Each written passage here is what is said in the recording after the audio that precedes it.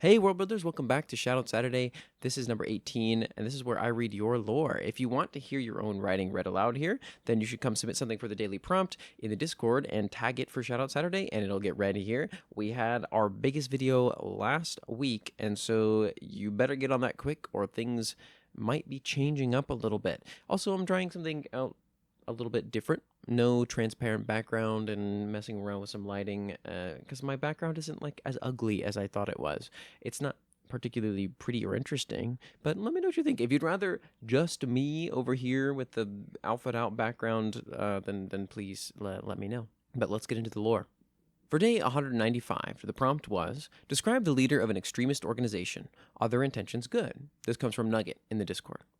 Perwin the Great writes, Eretex, Herald of the Eternal, an entry in Rust and Blood.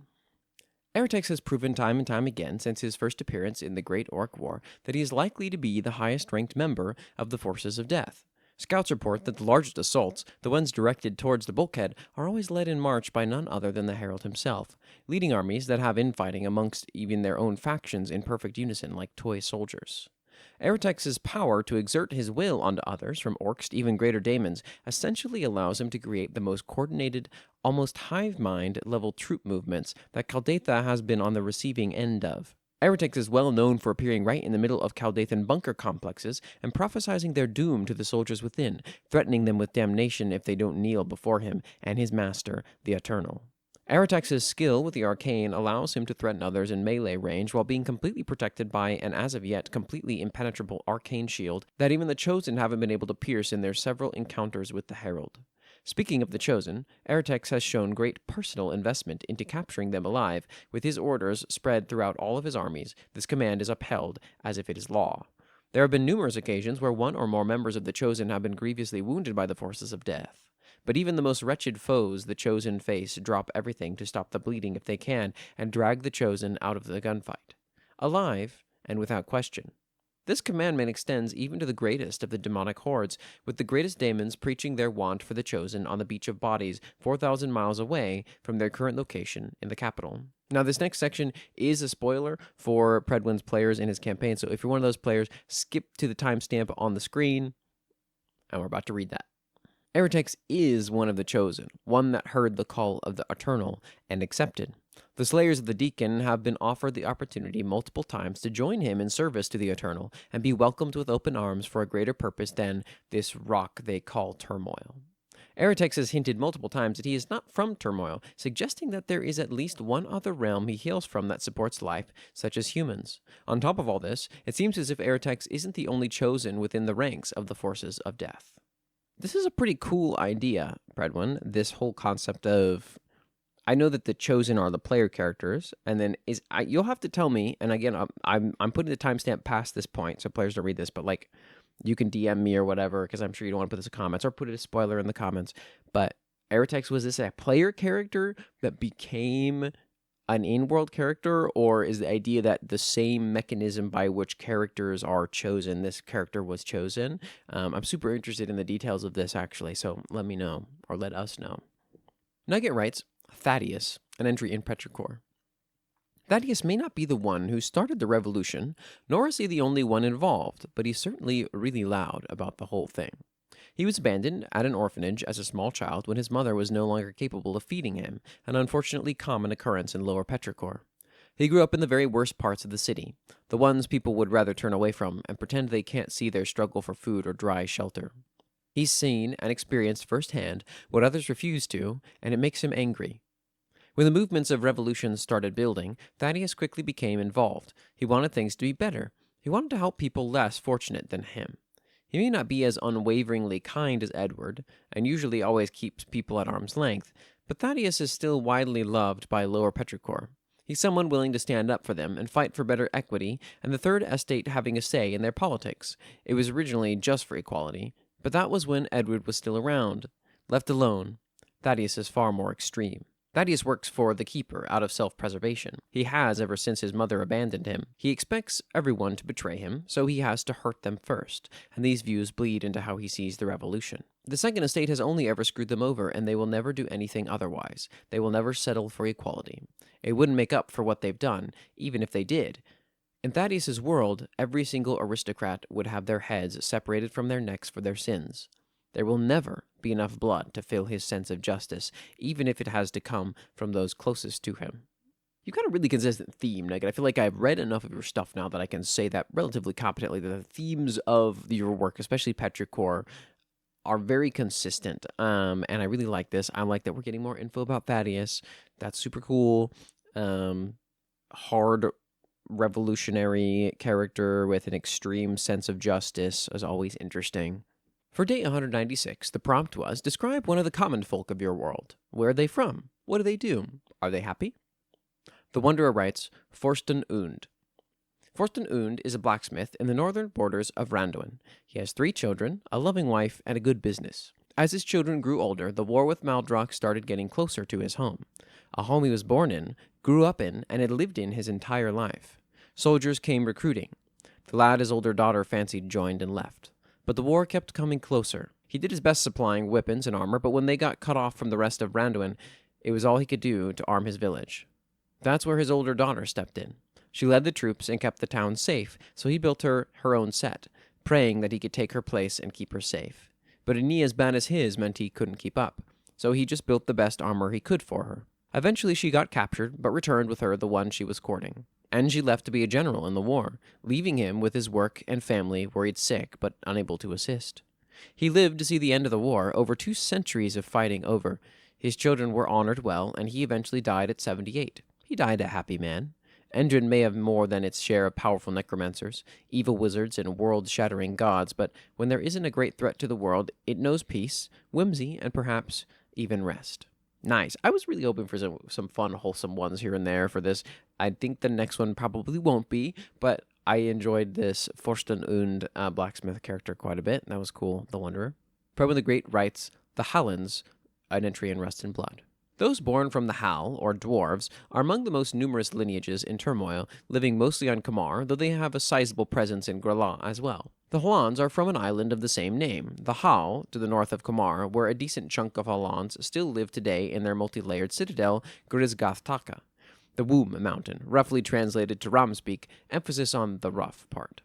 The highest population of Halans reside in the forged city of Grithgodakon-Nuthdindok, where they are subject to what most humans would call horrible conditions.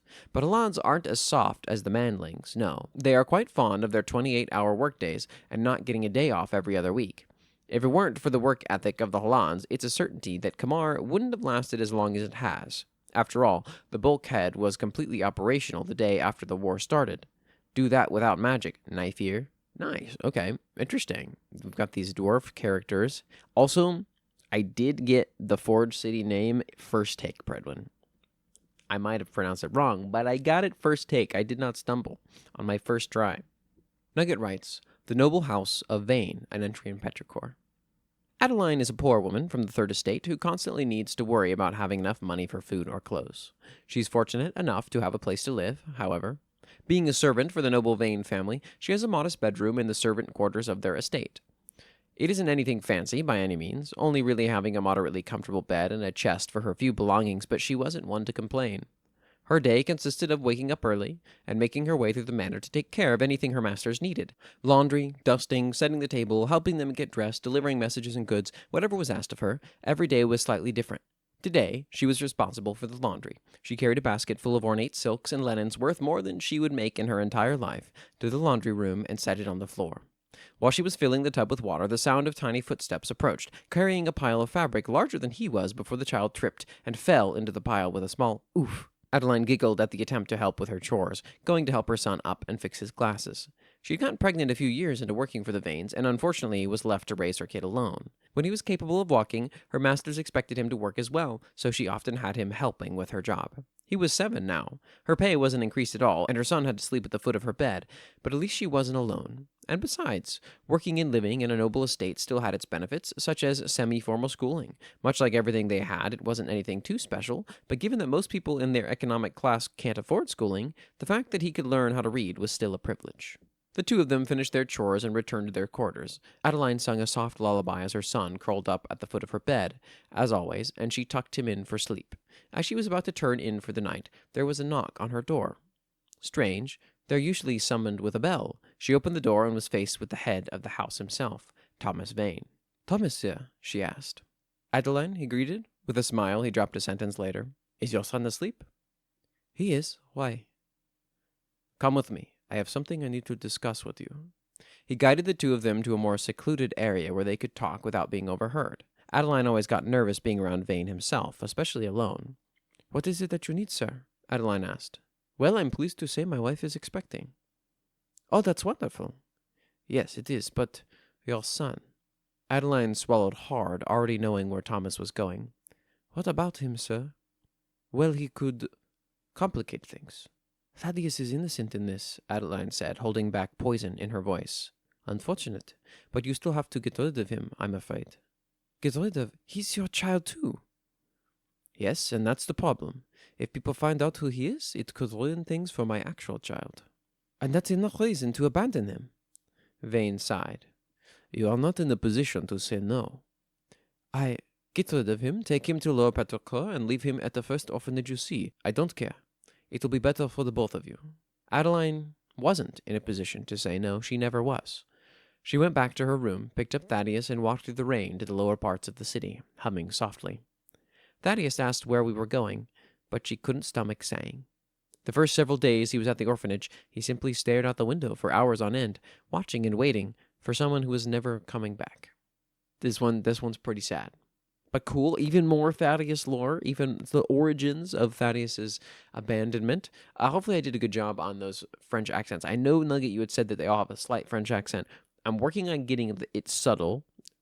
It's a little tough. I could do a real good, fake, heavy French accent, but the subtlety I'm working on. For day 197, the prompt was, what is something in your world that inspires people there? The Wanderer writes, Forever Mountain. There are many things that inspire the people of Endrin, from the world pillars to the colossal fauna that wander the earth. The one I'll discuss here is Forever Mountain. Known by many names, Forever Mountain, the Eternal Alpine, or the Great Stone Tower, to list a few. While the mountain does not truly go on forever, it's far taller than every other mountain on Endrin, being tall enough that not even dragons can fly to its peak, at least not in one go. Only a few people have ever seen the summit, those being some of the most legendary of beings. Forever Mountain is a cultural icon to the nations around it. Its majesty has inspired countless generations of artists, architects, explorers, and generals. Its greatness has been used to inspire nations to build great walls, and imitations of it has appeared in art in its region since as far back as has been found. It is one of the most inspiring natural sights in Endrin. Ooh, cool. You've got your version of Everest, but like times 10, it sounds like. Idea of a mountain that only like the most legendary of characters has been on is really interesting to me. That's a cool concept. For day 198, the prompt was, what is the runner-up from a previous prompt? This comes from the Wanderer, and the idea being any prompt that used a superlative of some kind, the most, or the worst, or the best, or anything like that. Go back to one of those prompts, and then do the second one, the runner-up of whatever that superlative is. And so the Wanderer writes, Brathmar, the Arbiter of Matos. This comes from day 198, of course, but the previous prompt is the runner-up for a mysterious entity and a neutral one combined into one. So there were two prompts, one about a mysterious entity and one about a neutral or apathetic powerful entity. And this is Matros, which I guess is the same universe as Endrin, but is a bit separated from the main worlds. Brathmar, a folklore legend and one of Matos's only remaining 3 gods. A skeleton draped in black robes. Brathmar is over everything unnatural in the world, including the afterlife. What makes Brathmar such a prominent figure of mystery is the fact that despite being the most powerful of the trio gods, his influence is felt the least. While the average farmer might know Brathmar's name from being titled a god, they'd have very few clues besides the occasional reference in a scripture. Further adding to his mystery is that Brathmar will make deals. He will trade for anything, whether it be nigh limitless power, a shoe, or immortality. The catch, he requires something of truly equal value to you. There is not a trade you will make with him that will leave you feeling like the winner, at least not eventually. For simple, worthless things, you'll get a very fair deal, such as shoes you might blink and an hour has passed. Unlike the Sovrade demons, however, he doesn't take more than is fair. He won't take a year off your life for a loaf of bread. He offers a perfectly even, fair deal, which bewilders nearly everyone. The Diarvis, angels, wonder why he takes it all, and everyone else wonders why he does not take more. Further adding to his enigma is the fact that while he is the god of magic monsters, the void, the light, the underworld, death, fate itself, after making a deal to take the power of the goddess Quimhave, which she professes was fair. Brathmar does very little to affect the use of his domains. He judges the cost of magic, but not its use. He'll guide the dead, but not prevent their revival. He is, in a sense, even to the other two remaining gods, a complete and utter enigma. Nice. I love mysterious gods, the Wanderer. This guy is perfect. He has all this domain and yet doesn't flaunt the power, seems weirdly humble and down to earth for a deity of so much. Probably the Great writes, Daemon Cores, an entry in Rust and Blood. This was the runner-up for day 181, where the prompt was, what's a material that requires protective equipment to handle/collect, like radioactive materials in real life, which I think originally was a Mycoman prompt. On the black beach, where corpses bloat like grapes and metal corrodes away like flesh under acid, and even breathing is enough to get a man killed, people still find a way to persevere and slay the enemies of life itself. In particular, the banishment of daemons is a truly powerful feat that the average man can accomplish with enough prep time or overwhelming firepower. The smaller daemons, footmen, martyrs, are easy enough to dispatch with mortal armaments the first couple years after daemons arrived on the beach. Most soldiers assumed they were just a strange lineage that had remained undiscovered until now. Medial daemons, and those above them, however, are a far different story from their weak kindred. To kill a daemon of any rank higher than inferior is a trial that can take the lives of several dozen people. Dying at the hands of a daemon is instant damnation, a brutal existence to be enacted over the course of infinity. Pulled apart and put back together again, over and over and over, all because some bigwig told you to poke a bear, a daemon that looked like a bear, that is. But eternity will only happen if your soul is fully digested by the daemon, sent from its mental presence in turmoil to its physical body back in Al-Um, like sending a radio signal. If this process is interrupted, and the daemon that captured your soul is banished before it can properly transfer your essence, then congratulations, now you're stuck in another kind of hell, the one where nothing exists except you. These dead souls, or more often called daemon cores, are crystalline structures that grow in the clay vessels of daemons. These dead souls, or more often called daemon cores, are crystalline structures that grow in the clay vessels of daemons while they reap the souls of mortals. The energy contained inside these ruby-red rocks is enough to power an entire district of Caldatham, given the daemon ate a good meal just before banishment.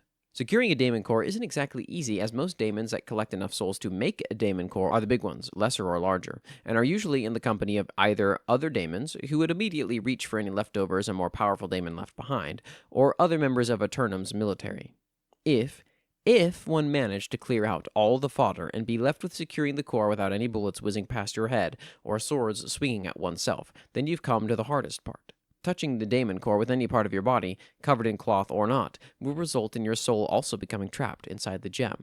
Teams sent to recover daemon cores absolutely must use cold iron instruments to secure and contain the core for transport. It doesn't end there, however. The daemon core acts as a beacon to any daemons within a roughly 30-mile radius. It's a battle of attrition to get the core to the other side of the bulkhead before you get overrun and turned into part of a core yourself. So desperate for power, you search for it in the very foe that destroys your world. The heavens and hells have no room for interlopers, mortal. Let me know, too, if the voice effect is right for this one. I decided to do what I had done for the other one, but I can't always tell if this is the same or a different entity, Predwin. But I really like this. This daemon core idea really fleshed out well. I love afterlife, extraplanar, metaphysics stuff like this, and this really captured my imagination.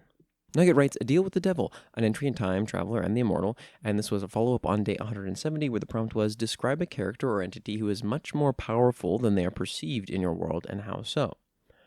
Mors is one of the oldest gods, and one of the first Stella created. He is the god of death and souls, but is generally described as kind and empathetic. He refrains from violence and only kills the names that appear within his book for collection. Even during the war, many pressured him to kill Aurelius, but his name was not in his book, and he was not one to bend the rules. Besides, by this point, Aurelius was like a daughter to him, and he didn't have the heart to hurt him. Mors may be merciful, but he is not weak. He is still one of the major gods and Stella's right-hand man, but that doesn't mean he's not more powerful than he should be. After his sister Vida died in the war, Mors grew desperate and grief-stricken. He wanted this to be over, he needed this to be over, but he still couldn't bring himself to kill Aurelius. One day, when he was reporting to Stella, her room was empty, save for a voice beckoning him to a strange crystal. It called itself Chaos, and said it could take care of Aurelius by restricting his magic. Aurelius would be taken care of, Mors wouldn't have to kill him, and Chaos would be free of Stella's basement. Everyone wins. Morris would just need to let chaos into his body. Details can be worked out later. What do you say? Morris agreed, and in doing so, gained the power of a primordial god. Nice. I feel like this prompt has really gotten all of us to think of very interesting entities, or to describe ones that we hadn't really described before to the group. And this is just another great example of an interesting deity. So, super cool. For day 199, the prompt was, what is a social or cultural ritual among a group in your world? I.e. handshakes, bowing, etc. This comes from Maple Me in the Discord. Probably the Great writes, partaking, an entry in Rust and Blood. Despite their appearance and gruesome vocation, the Murricanians were once mortals, with traditions and values beyond conquering and bloodshed. In the early days of their civilization, before agony overtook them, a signal of respect between one another, typically used in greeting or departure, was placing your hand on someone's chest right over their heart. This gesture overtook Murricane during its prime, becoming a wholesome, beloved ritual between friends and family, becoming known as Hist. After they became the children of Ragash, the greeting changed into the act of partaking. While still seen as a show of respect, the tradition has become twisted into a heinous cannibalistic ritual that makes the foe stronger each time it is enacted. On the small scale, partaking is a ritual enacted between close comrades, where upon greeting each other, the two soldiers will dig their nails into each other's chests, ripping out large chunks of rotting muscle and gorging upon it. This greeting allegedly transfers power between the two partakers, increasing their skills on the battlefield faster than any training regimen would. On the larger scale, great sects of cultists will gather on the anniversary of their fall to corruption, accumulating in massive hordes that stretch over the horizon, a sea of purple-clothed chanting freaks all surrounding one man, the Lord of Flies. The champion of Ragash, the Lord of Flies' identity remains a mystery to this day, as the respect and fear the champion holds of the children of Ragash has pledged them to a secret that hasn't been revealed in over 60 years of torture. The Lord of Flies, during this gathering, is subject to immense physical destruction as the cultists pass pieces of the champion around like party favors, lasting upwards of a week as every last cultist, new and old, gets their fair share of god flesh. Ooh, this one's particularly gross. Well done, Predwin. Nasty. I'm glad we're getting more about the Murricanians, though. They're fun. For day 200, a really big milestone for Build Together. We've been doing this for 200 days now. There has been a ton of writing done for these Build Togethers, and we're not only including Shoutout Saturday writing in these videos, there's a lot of other stuff that gets built every single day. So if you're interested in seeing any of it, then you should come and check us out in the Discord. Come hang out, share your own writing. It's super fun. And the prompt for day 200 was, in what way does society get the creation myth of your world wrong? Purple the Great writes an entry for Guild, a joint project between Predwin, Mycoman, and I believe Sunny. Let me know if there's somebody I'm missing or if I got someone wrong. Interloper 49, Armageddon, Chapter 1. Documented by Trinity, Class Aether, Cobalt Bronze, Rank New, and Uriel. Banishment Ritual. I-49, as of yet, has not been banished due to an extreme level of cunning on the side of the Interloper. Both the Interloper and those affected by its rift energy work tirelessly to hide the location of the Interloper and the cult surrounding it constantly. If a collaborative is to become in possession of I-49, they are to immediately attempt an Orichalcum-class banishment ritual. If unsuccessful, the collaborative is to instead report to either the actuary or guild building as quickly as possible for further banishment ritual testing. Appearance. According to the initial reports surrounding I-49, the Interloper is a 3x3-foot hardcover book with the words Armageddon Chapter 1 written on the front. It is important to note that the 1 is written in typical fashion. As such, all collaborators affected by I-24 should avoid looking at the book's cover or risk instant death. The book sports a red coloration on the cover with small bits of wear present on the corners of the book as well. The book itself is written from the perspective of an unknown individual that recounts the beginning and end of Gythus, describing it as an apocalyptic event that will perpetuate a cycle in which Gythus is reborn again and again, with the writer expressing dismay at this fact. The writer then goes on to say that the only way to break the cycle is to start the end sequence far earlier than it should, encouraging the reader to spread destruction and torment while there's still time. I-49, or hazardous effects. I-49 shows powers of mass suggestion and manipulation of sane thought. Those who read the book too thoroughly or repetitively become enthralled to I-49's will found a cult in the book's name. The first member of the public or collaborative affected by I-49's rift energy will begin preaching on the streets to mentally affect even more individuals to join the cult. This effect snowballs until, eventually, all of Gythus is under the will of a mere book. Several delves have been enacted to cull cultists and retrieve the book, but all 155 attempts thus far have completely failed in regard to banishing the Interloper, but have proven to keep the cult in check regardless. Discovery. I-49 was found using standard tome decryption of I-1's contents. The book was found made yawning and subsequently brought to the actuary until its hazardous effects were discovered and resulted in its escape. I've been really enjoying the guild stuff. It super does so far consistently give me SCP vibes. It's great stuff. Lots of fun, eldritch, culty things going on here, and a secret shadow organization trying to get rid of them, and potentially sounds like ultimately failing to do so in many regards. But this one's super interesting. Is this how you're supposed to write 49 in Roman numerals? I haven't done them in a while, but I thought you would just do 50 minus 1, like IL. But maybe not. I like the more verbose one. It does look cooler. Nugget writes, "The tears of the gods, an entry in Petrichor. Before everything, there was simply water, a vast black sea resembling glass in its stillness, wiping away anything that might have come before. From the water arose the land, life, and most importantly the gods. There are 4 gods in Petrichor, the Keeper, the Frenzied, the Avarice, and the Decayed, but those are not their names. It's believed that they used to be benevolent in nature. The Keeper is theorized to have once been a god of knowledge. The Frenzied was a god of the arts and inspiration. The Avarice a god of the harvest, and the Decayed a god of medicine. But as humans grew odious and vile, the gods were corrupted by their influence.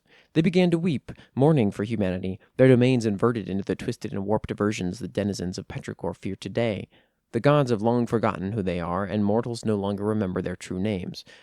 All they know now is grief. The grief and pain of the gods, their tears manifests as the rain, the wind, their wails, and the thunder, their screams. Petrichor has not seen a single sunny day in centuries. They know not of the sun, nor stars, or a vibrant blue sky behind the dark clouds. But so long as humanity tears itself apart with their malice, the gods will cry over their fate until the entire city is drowned in their sorrow. The true nature of the gods is unknown even to me. Petrichor is a Lovecraftian horror mystery, and the uncertainty of what the gods want, or even if they're real, is a part of that. But I do know one thing, if their gods truly exist, they were never kind."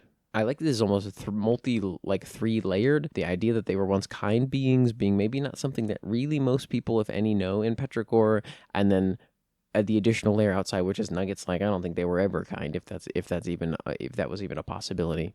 Well done. The Wanderer writes, "Forgotten Wars."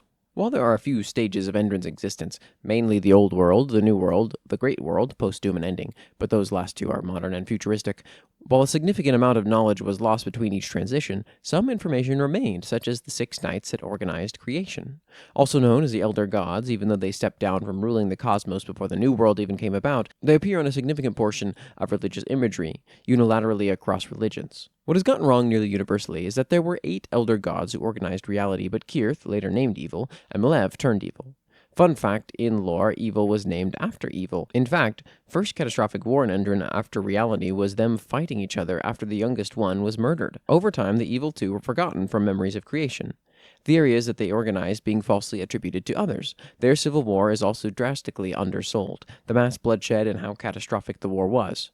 Only a handful remember it, so to the common folk they understand it as a philosophical battle that resulted in a one-sided victory, with nearly no losses. Interesting that yours involves a conflict. Classic creation myth is that there was a conflict, but that yours is undersold in mythology, which seems relatively rare sometimes. A super interesting take on this idea. Now, Predwin the Great wrote 2 entries for day 200, as did Nugget, which we will see in a little bit, and Predwin the Great wrote Birth of Anarchy, an entry in Rust and Blood. Legends tell of the birth of this world, a day where the skies ran red, blue, and yellow. The prime forces swirled in the skies as the screams of distant foes cried out in their final breath. We woke not long after that, forming from the woods and scouring the oceans within millennium. The mighty ethereals above helped us grow and prosper, inviting us into a utopia where 12 countries were united in a perfect world. But why did the sky call itself such a cruel name? Anarchy. An absolute, an undeniable fact that was forced upon us. The voice only got louder the closer and closer that fateful day arrived. A quiet suggestion at first turned into a frothing-mouthed demand of us. This is anarchy. Whether it was from arcane scrying, a gut feeling, or mass panic, it seems that our entire world fell apart all at once, anticipating a destructive event that wouldn't arrive for another 1,000 years or more. War. The skies roared with the sounds of metal dragons, and the ground cried as it was ripped apart by explosive payloads. Farmland turned to battlefield in hours, arcane circuits the size of castles blocked the growth of the young, and 12 countries became 4. The oceans bled out into the earth, dragging down those who fell into the fathomless below. Even after the ash cleared, the final four superpowers of our world never stopped their short-term skirmishes between another. Growing up in a world where you know there are other places beyond the ocean, but will never learn their names or the people that live there, is not a true way to live, and yet the worst had yet to come. The moon. It started as a distant chuckle, heard by all as the day started and the light glowed dimly, but escalated into a mind-numbing laughter that echoed in the mind, driving the weak to do terrible things to their friends and family. Then it finally revealed itself, hurled into view from the void above. The people screamed in horror as the sky's first visitor arrived, Maug. A massive, sickly gray ball of flesh suspended in the void above, looking down upon us with cold eyes and laughing distantly day and night at us. Everything got worse from that day. Massive rifts opened that let loose hordes of soul-eating monsters, laughing about a new world to pick clean after all this time. I need to get out of this place. Help me. Can anyone hear me? Nice. I like this synopsis of like the history of Rust and Blood. This is super interesting. Sounds like it used to be a nice place. Now, Nugget writes, it all started with a big bang, an entry in Time Traveler and the Immortal. And they did note that, you know what, just this once, special occasion, they're going to do it for both stories this day, since it's day 200. So thank you, Nugget, for submitting twice for this day. Stella created the entire world. She made the heavens and earth, the sun and the stars. She never makes a mistake, and all of her children are perfect. As the world matured, she began creating the lesser gods to take over some of the burden of managing the world with various minor creation myths for some specific aspects of life. One day, however, the gods grew too prideful and tore each other apart in their hubris. That's how it's told anyway, but The Time Traveler and the Immortal is a story filled with unreliable narrators. Many of the gods are still around in our first-hand accounts of the events that shaped the world, but they are still very human and fully capable of lying or simply not possessing correct information. Stella did not create the world, or at least not in the way she claims. The Big Bang created 3 primordial gods, not just her. The other 2 being chaos and time. Stella, as the goddess of creation, still had a large role in the creation of the cosmos, creating humanity and the sun most famously. After chaos gave humans free will, Stella grew furious and indirectly killed the other primordial gods.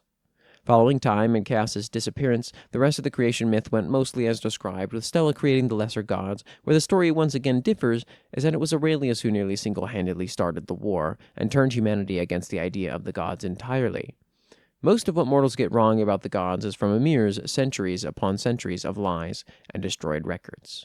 Okay, I think I'm beginning to put more of Time Traveler and the Immortal together, and I'm finding it interesting as well. Petrichor has been your most compelling world, to me personally, at least. I think you've submitted more of it for Shoutout Saturday. So I'm sure that's part of the reason. But as I'm piecing more of Time Traveler and the Immortal together, I am liking it. I am enjoying it a lot. And for the last day, day 201 of Shoutout Saturday number 18, the prompt was, what is an example of a resource common here on Earth, but rare in your setting? And this prompt itself comes from Previn the Great in the Discord and on TikTok. Our first and maybe the shortest prompt submission ever for Shoutout Saturday comes from Nugget. What they don't have for Petrichor, vitamin D, the sun, that they don't have that. That makes sense, Nugget. Thank you. Previn the Great writes, I will tolerate it, an entry in Rust and Blood. Since time innumerate, you have bickered amongst one another and turned weapons against your fellows. You have bled dry the oceans and chalked out the mountains. You murdered your neighbors and forced their minds into colossi that in turn wrought further death upon more and more. More is your entire existence, isn't it? Even after your deus ex machina, the world engulfed in ashes, and you all met the reality of your choice. You chose to restart a cycle that shouldn't have even begun in the first place. Your innate hate of each other, no matter how infinitesimally small the difference, will always invoke further destruction. I will not tolerate it. If free thought is the problem, then I will take it from you. I will purge your ability to innovate and destroy. I will hold back the tides of a second silence, no matter how tall the waves get. Have you truly no morals, no anchor to reality that holds you to something more than a rabid beast that wishes for nothing more than dominion over all, no matter the cost? We will see. At the end of time, when the judge visits turmoil and sees if it holds up to the unbearable standards even I am unable to grasp. And if not, perhaps I should have taken away such a dangerous resource far sooner, your free will. For the good of all of us, let us hope we don't disappoint. Okay. Very unique take on this idea. The resource, you're implying, you have a philosophical belief that here on Earth we have free will. I agree, but you're saying that in Rust and Blood, or in Turmoil at least, this is not a resource that they have. Okay, fair enough. And there you have it. Thanks, as always, to all of our wonderful submitters for this amazing Shoutout Saturday. It literally wouldn't happen if you guys didn't write so much stuff. This time around was about 5,000 words, which is pretty solid, pretty regular for us. And just wanted to say thank you again. Thank you for watching, of course. And if you want, and you want to see more of this, and you like the channel, and you want to support the channel or the community, please like, subscribe, comment, whatever helps out with engagement and that old algorithm and everything like that. And if you don't want to, then don't, just enjoy the video anyway. It's still free. If you want to see your own work here, though, of course, you can come to the Discord. The link is in the description as always, and you could submit something in the Build Together forum and mark it as Shoutout Saturday. As long as it follows that daily prompt, then it will get read here aloud if you've tagged it as such. You could also supply images, and I will show them here as you have likely seen in this video. So, once again, thank you so much for watching. Have a wonderful Saturday or whatever day it is that you're watching this. Bye.